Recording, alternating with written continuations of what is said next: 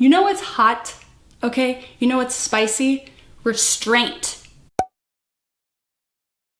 I have some new release contemporary romance books to talk to you about, and look how pink they are. This is truly the summer of Barbie.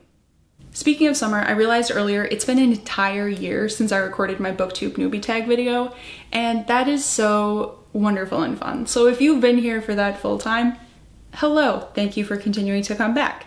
If you're new, hi, thanks for tapping on my big stupid head, I hope you stay. Now let's talk about novels. So, two of the books I'm talking about today I mentioned in my upcoming releases in 2023 video earlier this year, and I actually paid attention to when they were coming out, and I procured them, and I read them, and no one is more surprised about that than I am. Another thing that surprised me is Hazelwood wrote a new book.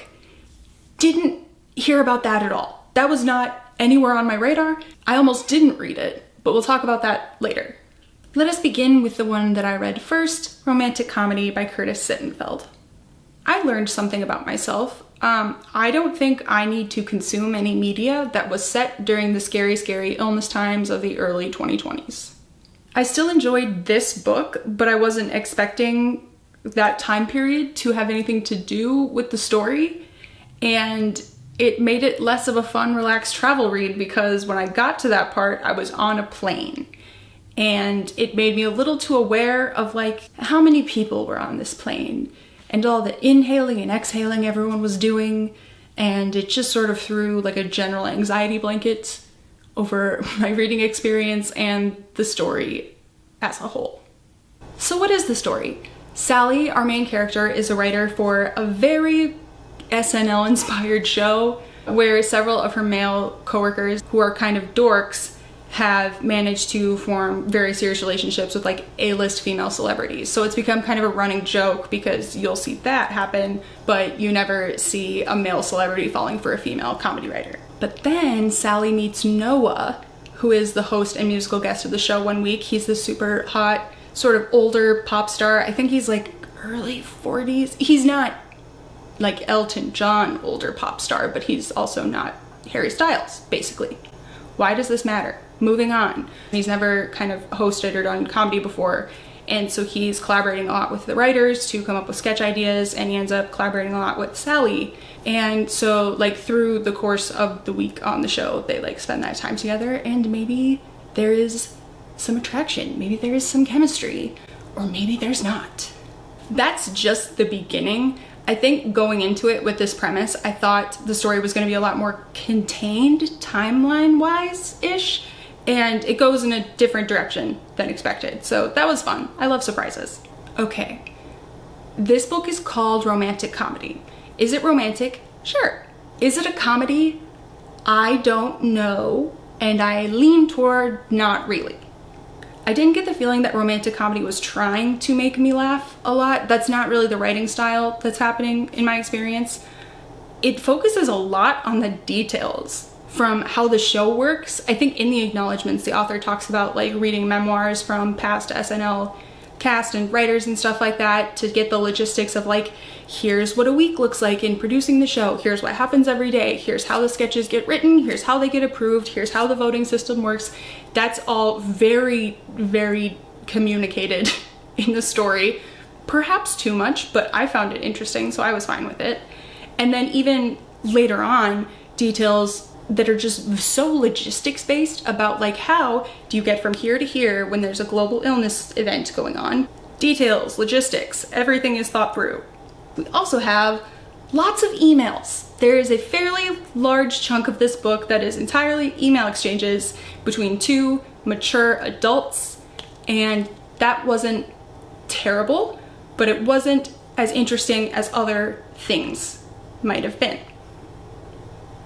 It's nice when emotionally intelligent adults can fall in love, and I appreciate like the awkwardness of what are we here when you're not in your 20s. Like it just sort of hits different, but I can't decide if I would have liked it more or less if they would have been like a little younger and everything would have been sort of newer or more volatile. I don't know. I would probably be complaining that they're immature then. No one can make me happy. Overall, Romantic Comedy is a very solid read. It felt really grounded in reality, perhaps almost too much at times. There's not a lot of like shiny escapism, even though it's about essentially a celebrity relationship, technically. The third act conflict felt a little bit ho-hum almost because of how realistic it was. Like, that's kind of how relationships tend to go when you're grown-ups. So can't super fault it for that. I gave the book 4 stars, probably rounded up from 3.5, but if it sounds like something you'd like, I bet you'll like it. Happy Place by Emily Henry was my most anticipated book of 2023 for sure, and she absolutely surpassed my expectations. I love this book. Our main characters are Wynne and Harriet, and they were in a very serious relationship and were engaged, and then they broke up months ago, but they haven't told their friend group yet. And the group always goes on a trip together to the same lake house every year, and it's the last summer they can do it because the lake house is being sold, and so they have decided not to tell their friends that they broke up. They're just going to split the trip. Like, they made excuses where one of them can be there for a few days, and then the other one will come and be there for the other few days. Everything's great, right? No, that doesn't work out, and then it turns into a fake dating situation. So that's what's going on in the present. We also have chapters in the past where you follow Wynne and Harriet's relationship with each other and how that progressed, but also like the origins of this friend group that all gets together to go to this lake house. I loved Wynne and Harriet. They're adorable and they're so fun, and you're rooting for them from the beginning, which makes the chapter set in the past that much harder, because even if it's a happy chapter that's taking place in the past, you still know that they're heading for this breakup, and your heart is just breaking as these cracks start to form in the relationship, and you know it's coming, but you just hope that they'll figure it out. The present day timeline was really great too. It managed to still be like a fake dating thing without hitting on all of my fake dating pet peeves. The biggest of which is when friends or outside people are like, "Why aren't you guys kissing? You should kiss each other. Why are you sitting in your own chair? Go sit on his lap instead, come on." Like, I hate that when it happens in fake dating books, and it wasn't really like part of this, which was great. Speaking of friends and just kind of like supporting characters, such a great group of characters in this book. They're so well-rounded, and they have their own stuff going on in a way that's interesting, but not more interesting necessarily than the main storyline, which I've run into in books before where I'm like, I no longer care about the main characters, let's go follow that person instead. That being said, I would still read a series of books just about this friend group and their various perspectives on the things that are happening, because I think it would be interesting, and I love them all a lot. One of my favorite things about Emily Henry books is how she so seamlessly includes these bigger themes sort of alongside and within the love stories. And in this one, it's obviously what happens to your friendships as time passes and priorities shift and your lives kind of take different directions. And that just really hit home for me at this point in my life. And I think a lot of people can relate to that idea of clinging to this past era and like trying to relive your college experience, or like take the same exact vacation again, and so then we will have all the same feelings we had before. Just the kind of bittersweet nature of that feeling just comes across in this story so acutely. So here's where I started to question my life a little bit. I found the relationships in this book so relatable. Like, I could look at the characters and go, yep, this one's her, and that one's him, and this one's them, and this dynamic is hauntingly familiar. So I was like, wow, what great writing to create such relatable relationships. And then I was watching a Murphy video, I'll link her channel, however you say her last name, where she was talking about how she didn't like this book because she thought the friendships were toxic. And that made me go, uh-oh, are my friendships toxic? I decided they are not. I decided the word toxic is perhaps a bit harsh. I think you can genuinely love and care for someone and still occasionally try to encourage them to go along with your plans. I'm trying to avoid the word manipulate. Just because you manipulate someone doesn't necessarily mean that you don't love them. Right? There's a fly. This fly's gonna ruin my life. Gross. Gross. Where was I? I was talking about how manipulation is okay, and then I went to go kill something, and now I'm back. Am I a bad person? It's It's a fine line because St. Thomas Aquinas says to love is to will the good of another, and certain personality types are perhaps more prone to deciding that they know the good of the other better than the other knows the good of themselves. I think friendship is easier to maintain over physical distance than it is across like phases of life. Once people start getting married, having kids, buying homes, advancing in their careers, priorities are gonna shift.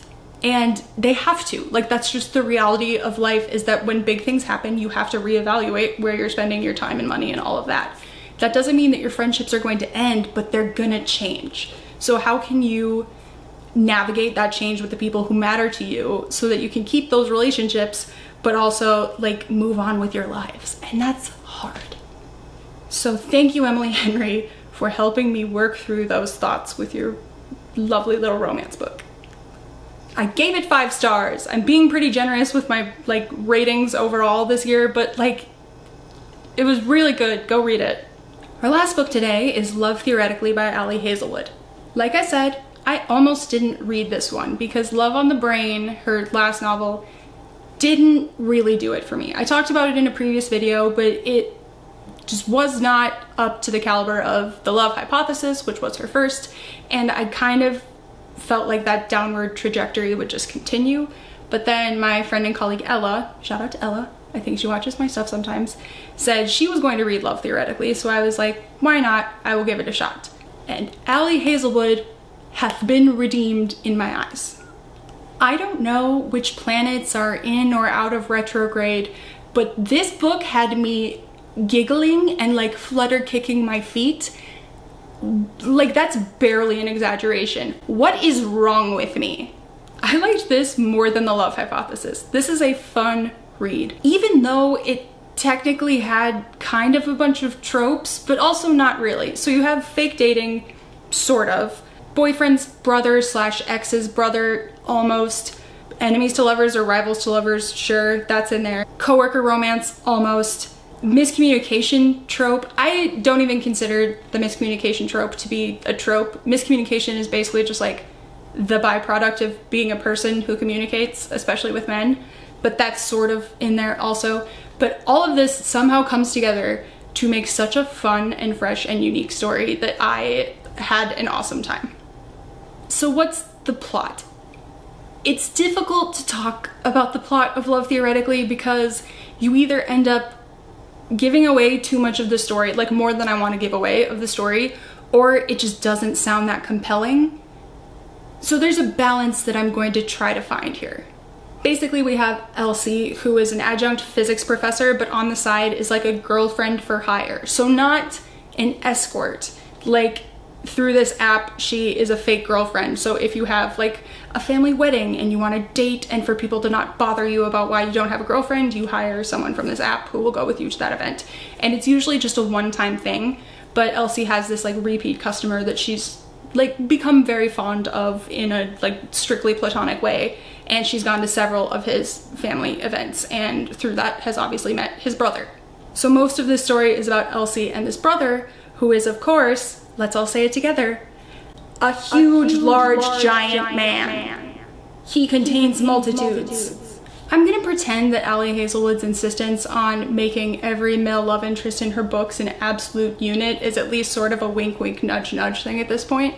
This book says Jack is a foot taller than the rest of his family. Is he 6'5"? Is he 6'8"? He could be a full 7 feet tall. We don't know. What we do know is he's massive and he has light colored hair. It's on the cover. Look it up. You must know how charming I find Jack that I am willing to overlook the fact that he has light hair and still find him absolutely charming and wonderful. We will also talk about Elsie because I do love Elsie, but Jack manages to be honest but still be encouraging and not condescending but still like realistic, and just the way that he communicates and the way that he interacts, especially with Elsie, is just so, I want to hug him so bad. He just cares so much and is so sweet, but there's still like a nice intense like slow burn that goes on, which I am a huge fan of, because you know what's hot, okay? You know what's spicy? Restraint. Like self-restraint, not I changed my mind. Ella, I don't want you to watch this video. Anyway, Jack and Elsie have a really great connection. It was fun to kind of watch Jack try to figure her out and then call her out on some of her crap. Like, she has a tendency to become the person that is expected of her in every situation, which doesn't sound like a bad thing, and it's not necessarily always a bad thing, but she will do it to the extent that it's sometimes at the expense of like her well-being or her like wants and needs, and that's when it becomes a problem. And he clocks that and points it out, and that was really attractive to me. I related to Elsie a lot. I bet a lot of people can, especially when you think of that time in your life when you're transitioning from being like the newbie or kind of like a young adult trying to make your way in especially your profession, where you're getting a lot of guidance from mentors and you're finding the people that you trust. But then eventually you are the professional and you have to make decisions about what you want, even if it's contrary to what you're being told by other people. Like, you can't get a unanimous vote from all the people you care about to decide what you're going to do with the rest of your life. And that sounds like, duh, that's just what it is to be a person. But especially when I was younger, I can think of times in my life where I was like, yeah, I probably didn't need that person to be on board with what I really wanted to do. And it ended up great that I did what I did. Vague, but true. I went a little nuts and I gave this book 4 stars. I thought it was awesome. Women in STEMinism. I was an English major. I want to know what you think. I want comments about other new releases that really surprised you or that you were really excited about. Have you read any of these books? Did you have any alternative perspectives on these books? What other books in a similar vein should I read next? What other pink books can you recommend? Tell me things. Anything. I love comments. I also love subscribe stuff. Subscribers? Either way, go for it. Give the video a like and I'll see you next time. I'm getting sweaty.